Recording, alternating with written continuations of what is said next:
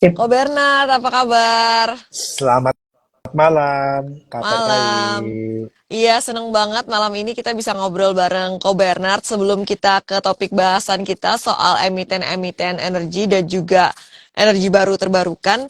Kita mau bahas dulu nih soal IHSG-nya. Kita kayaknya baru aja seneng-seneng, akhirnya break 7.000. Sekarang kita terhempas lagi. Gimana nih kok ada apa sih sebenarnya yang bikin IHSG hari ini tuh koreksinya cukup signifikan? Oke, kalau saya lihat sih memang ada tekanan dari kurs juga ya. Jadi untuk pertama kalinya rupiah kita ini menyentuh level 15.500 ya. Itu ada sentimen yang pertama dan sentimen yang kedua ada juga sell on news terhadap rilisnya bursa karbon. Dan kita tentunya juga tahu ya, selama seminggu terakhir ini juga rame di Amerika itu banyak fund ESG yang bubar, banyak fund ESG yang diliquidate gitu kan, sehingga banyak posisi short selling terhadap saham-saham yang berhubungan dengan ESG.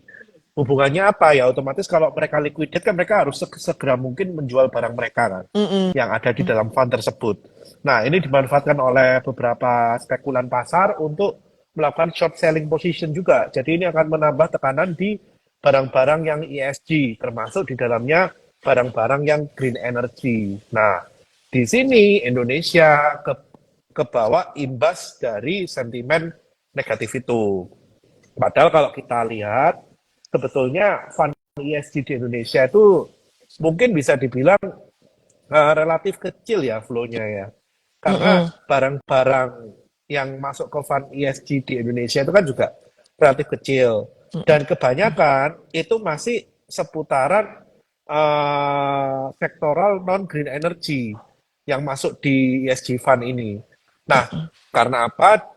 Green energy di Indonesia ini kan sebetulnya emitennya cukup baru dan terbatas, serta likuiditinya juga terbatas. Jadi sebetulnya sih efek dari liquidate ESG fund, katakanlah BlackRock gitu kan, sebetulnya di Mm-mm. Indonesia tuh efeknya juga nggak banyak gitu. Cuma kita memang ada sentimen jualnya karena ikut-ikutan di luar, dan juga kan kemarin kita udah tahu tuh green energy posisinya naik Mm-mm. terus, banyak yang belum take profit, banyak yang masih floating profit. Jadi dengan trigger seperti tadi, banyak juga posisi-posisi yang kena trailing stop, sehingga itu menambah tekanan jual. Jadi awalnya kita melihat ada sedikit perlawanan di sesi satu, tapi begitu sesi dua ada tekanan sedikit berlebih yang men-trigger di beberapa area penting untuk trailing stop, ya akhirnya sesi dua kembali lebih tertekan ya. Dan ini akhirnya menekannya nggak cuma di emiten green energy, tapi emiten-emiten yang berhubungan dengan boleh dibilang yang menyokong green energy dan yang menyokong masalah ESG, contohlah emiten nikel, baterai, itu semua tertekan hari ini. Jadi hari ini yang tidak terkena sentimen negatif itu hanyalah consumer, hanyalah Ayam-ayaman. retail. Yes, yes, yes. Jadi consumer staples retail ya. Itu cukup kuat bertahan seperti itu. Jadi Oke. kurang lebih IHSG seperti itu sih. Tapi menurut saya pribadi ini efeknya cukup temporer karena kita juga masih berada dalam garis uptrend kuat kita. Memang ini lagi menguji secondary uptrend line kita. Jadi area demand di 69 sampai 6920 ini kemungkinan akan diuji. Jadi besok juga kemungkinan akan ada jarum di area-area demand. Tapi kemungkinan besar antara besok atau Jumat itu harusnya udah ada rebound. Jadi harusnya nggak perlu panik ya bagi para teman-teman pelaku pasar ya. Oke. Thank you nih yang dari tempatnya Ko MY pada kesini. Kita bahas sama-sama ya. Jadi kalau menurut Ko Bernard sendiri dalam minggu ini sebaiknya kita kayak gimana nih strateginya? Mungkin beberapa teman ini di portonya mungkin ada yang udah painful banget. eh Istilahnya floating loss-nya kayak gitu kok. Oke, jadi kalau saya sendiri sih pribadi selalu tekankan disiplin ya. Nah, tapi disiplin untuk trailing stop dan stop loss itu hari ini. Kalau kita ngomong besok dan hari Jumat, itu kita harus berani nangkep golok ya, kita harus berani bottom fishing. Jadi kalau memang dikasih merah di area demand, ya itu adalah waktu yang tepat bagi kita untuk entah itu average down atau recover barang kita yang hari ini kita udah stop loss. Jadi kadang kita itu yakin sama satu barang, kita jual dulu dalam posisi rugi, bukan berarti keyakinan kita terhadap barang itu berubah. Itu simply kan mungkin karena price action-nya kurang bagus. Jadi kita cari posisi ulang. Nah, kalau posisi ulang ini dikasih posisi yang lebih baik antara besok atau hari Jumat, manfaatkan untuk recover position. Jangan malah hari besok atau Jumat itu malah panik selling lagi gitu kan. Nanti bisa-bisa gigit jari nih.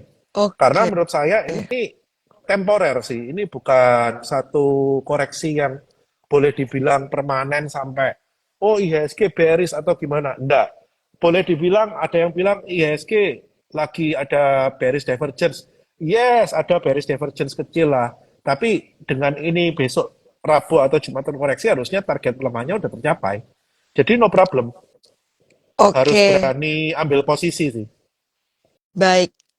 Seperti itu. Thank you kok. Ini mungkin untuk teman-teman yang masih punya cash seperti itu. Sementara kalau kita lihat emiten-emiten eh, energi seperti itu udah ada yang pelemahannya tuh benar-benar boleh dikata ini tuh udah harganya turunnya tuh banyak banget gitu. Nah, Betul. gimana nih yang bisa dilirik kalau menurut Ko Bernard gitu, tapi juga apa yang perlu dipersiapkan teman-teman mungkin strategi masuknya biar nafasnya agak panjang. Oke, kalau saya melihat ini pertama saya lihat dari drivernya dulu nih. Kalau kita ngomong emiten energi berarti kan kita lihat drivernya. Entah itu harga oil atau entah itu harga batu bara. Harga Mm-mm. oil memang ada sedikit pelemahan sementara ya, tapi saya udah share juga di story IG saya. Ini udah mau masuk ke area rebound dari oil juga. NYMEX maupun Brent crude ini udah mau masuk ke area rebound dari oil. Nah, pelemahan oil ini sendiri juga di-trigger oleh apa? Penguatan dari dolar indeks yang secara signifikan menguat, di mana dolar indeks ini sendiri sekarang dalam pattern inverted head and shoulder. Jadi kalau boleh dibilang ini adalah bullish pattern dengan target patternnya di sekitar 107,8 sampai 108,3 ya. Nah, pattern ini bisa fail kalau DXY tiba-tiba melemah di bawah 104,2. Mm-mm. Tapi saya melihat ini arahnya masih menguat sih, sehingga akan ada tekanan di komoditas dan energi untuk sementara. Walaupun kita melihat nikel, oil, itu semua udah mendekati ke area support kuatnya. Jadi ketika oil dan nikel ini udah ada berada di area support kuatnya, terutama oil ya, untuk energi, yaitu kita boleh melihat emiten-emiten yang berhubungan dengan oil seperti Elsa, seperti Medco. Ini kan beberapa saat ini kan memang salah satu trigger penguatan dari emiten-emiten ini kan karena penguatan harga minyak. Mm-mm. Jadi ya kita bisa manfaatkan ketika harga minyak ini ada di bottom, kita bisa masuk ke emiten-emiten tersebut. Oke, itu kalau dari sisi yang oil related, kalau yang coal related seperti apa nih Ko? Ya, kalau correlated itu sebetulnya kita melihatnya simple. Dalam kondisi sekarang, ini kan sebetulnya kondisi oversupply. Ternyata dalam kondisi oversupply coal, coal ini bertahan kuat di level 160. Dan kita tahu ini sudah masuk ke bulan 9 menjelang winter gitu kan. Sebentar lagi juga pasti ada kenaikan demand untuk negara-negara 4 musim. Sehingga oversupply ini akan dibarengi dengan kenaikan demand. Sehingga menurut saya, coal dalam 3-4 bulan ke depan, itu range harganya akan cukup stabil di 160 sampai 180.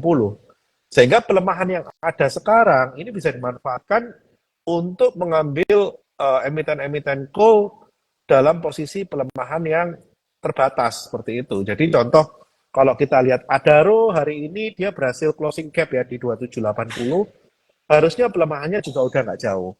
Seperti kita lihat Indi ini kemarin juga ada sentimen pengambil alihan aset Indi oleh Petrindo ya, oleh Cuan. Nah, Mm-mm. di mana area demand dari Indi sendiri ini di 2150 sampai 22 ini juga udah nggak jauh. Kalau kita lihat PTBA ini juga punya area demand di 2770, 2780 ini juga udah nggak jauh. Jadi sebetulnya emiten batu bara ini cukup menarik. Manfaatkan pelemahan ini untuk collect emiten favoritmu. Kita juga bisa melihat big caps-nya seperti United Tractor. Mm-mm. Ini juga kalau kita melihat di level-level 26.300, 26.800 ini juga sangat menarik gitu ya. Jadi memang banyak Oke. opportunity sih dari kondisi IHSG saat ini. Ini Mm-mm. memberikan banyak diskon yang memberikan banyak opportunity bagi para pelaku pasar. Oke, banyak diskon. Diskonnya yang juga kenceng ini ADMR. Sampai pada tanya, kenapa sih? Ya, kalau Candlenya ADMR itu panjang-panjang bener. benar. Jadi ADMR ini masih relate masalah emiten yang ESG-ESG-an yang ikut ke sell off ya. Mm-mm. Jadi kalau kita lihat semua yang berhubungan dengan ESG itu rata-rata ke sell off-nya di atas 10%. Baik itu yang green energy, baik itu yang kita ngomong model ADMR, kita ngomong yang model nikel-nikelan baterai-baterai NBMA, NCKL ini cukup dalam semua nih koreksinya. Jadi Mm-mm. ya memang masih dalam satu tema ya. Ada kekhawatiran green energy dan EBT ini udah off season. Padahal kalau di Indonesia ini malah baru dimulai nih, bukan off season. Tapi memang di sini lebih fokusnya kalau saya pribadi ke EBT ya. Masalah Mm-mm. ESG sih saya nggak terlalu concern ya. Saya lebih concern ke masalah energi baru terbarukan karena menurut saya ketika pemerintah sudah memiliki goal dalam jangka menengah panjangnya untuk shifting dari PLTU batubara, PLTU batubara ini nggak mungkin akan ditinggalkan 100%. Tetapi pasti perlahan akan ada shifting menuju energi baru terbarukan. Nah, ini adalah kesempatan dari emiten-emiten EBT untuk mendapatkan proyek-proyek penyediaan energi untuk suplai ke PLN. Tapi kembali lagi, kita harus lihat seperti booming saham tech tahun 2021, booming saham bank digital tahun 2022. Semua kembali lagi ke angka. Oke, Oke. sekarang emiten EBT ini lagi hot, lagi in, tapi jangan lupa valuasinya juga dilihat. Kalau memang udah terlalu mahal dibandingkan dengan earning dan forecast earning ke depannya, ya jangan dipaksakan untuk terus menambah posisi. Seperti itu.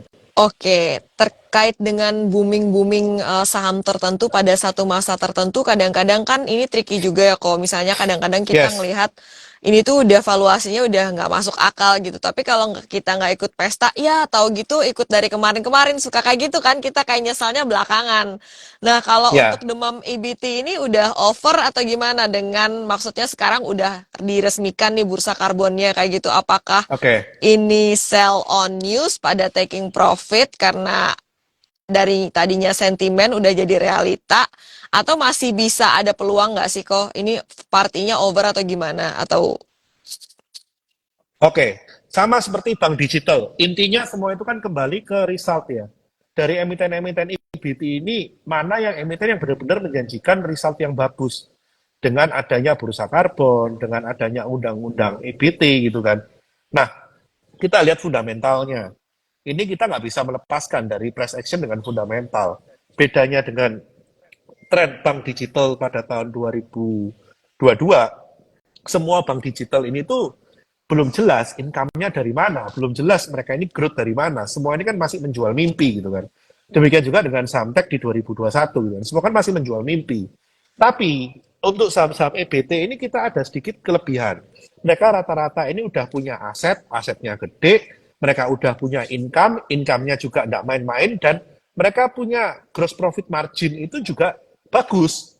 Jadi sebetulnya emiten-emiten EBT yang ada di Indonesia ini secara fundamental nggak kosong, nggak seperti katakanlah demam saham tech dan demam digibank yang terjadi 1-2 tahun sebelumnya. Ini EBT ini oke, ada faktor euforia, tapi di dalamnya ini bukan barang yang kosong blong kayak gitu.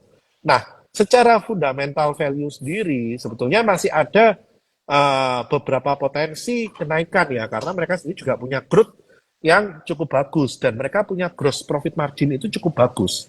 Jadi untuk memperoleh kenaikan earning itu bagi emiten-emiten EBT ini tuh cukup gampang sebetulnya. Kayak gitu. oke. Nah, sisa kita kembali lagi melihat forecast earningnya seperti apa. Contoh nih, misalkan emiten EBIT-nya udah naik, harganya 4 kali lipat. Nah, apakah earningnya juga bisa mengikuti untuk naik 4 kali lipat dalam waktu 2-3 tahun ke depan gitu kan? Kalau memang earningnya nggak ada gambaran untuk naik 4 kali lipat dalam waktu 2-3 tahun ke depan, ya berarti kita bisa consider barang ini over value seperti itu. Oke,